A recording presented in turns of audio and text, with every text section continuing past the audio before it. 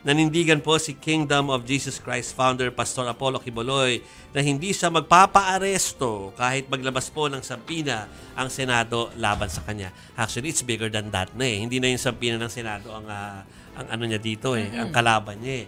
Kasi after niya nga po magsalita tungkol dun sa parang in hiding na siya, mukhang Amerika na yung hahabol eh. Yeah. 'Di ba?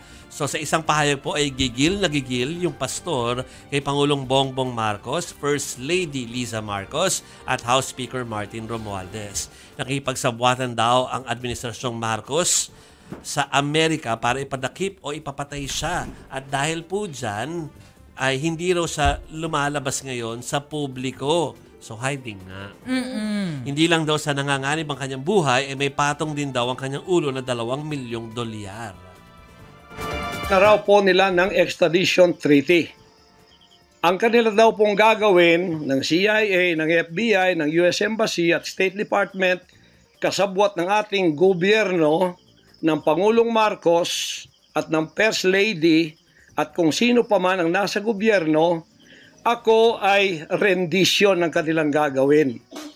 Ang rendition, ang ibig sabihin po, anumang oras pwede lang pasukin ang aking compound at ako ay kidnapin. If it is possible, pwede nila akong i-assassinate. Ako po ay hindi nag-asawa. Ngayon, inaakusahan ako ng napakaraming babae. Pinayaman ako ng Panginoon Diyos, akala nila sa akin. Single ako, kaya pinag-aagawan ako. Pagkatapos na ako ay maghihindi, mapapahiya, ibabaligtad nila sa akin.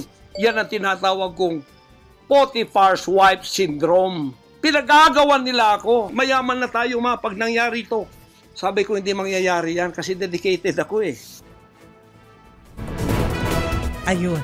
O sa kanya na nanggaling yun. Oo. Kung meron kayong reaksyon, i-post nyo lang dito sa 1PH Facebook page at 1PH YouTube channel, mga kapatid. Okay. So, sa mahabang sinabing yun ni Pastor Apollo Quiboloy, hindi po yan bumenta kay Senadora Risa Ontiveros. Iginit po niya na ipapaaresto si Quiboloy kung hindi dadalo sa susunod na hearing, lalo't may inilabas nga po na sampina. Ipatong siya sa ulo. Come on.